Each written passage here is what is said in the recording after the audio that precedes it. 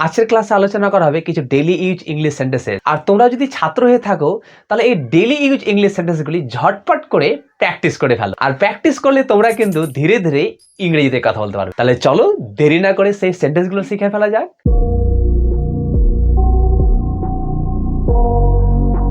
মাথা খাটাও।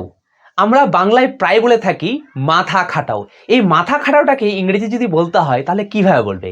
Use your brain. Use your brain.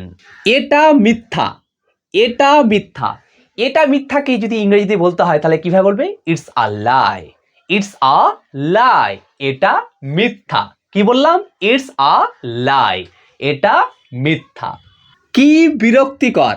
আমরা বাংলায় প্রায় বলে থাকি কি বিরক্তিকর। আর এই কি বিরক্তিকর কথাটা যদি আমরা ইংরেজিতে বলি তাহলে কি বলবে? How annoying. How annoying.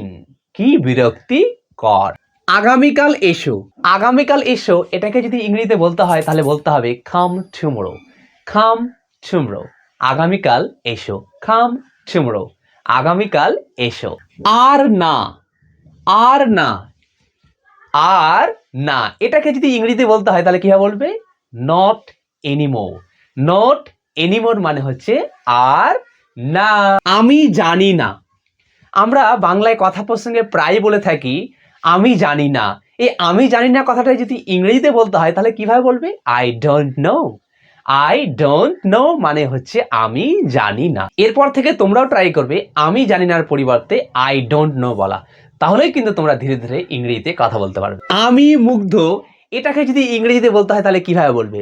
বলো আই অ্যাম ইমপ্রেসড, বা ছোট্ট করে বলতে পারো I am impressed. I am impressed. লজ্জা পাবে না। লজ্জা পাবে না।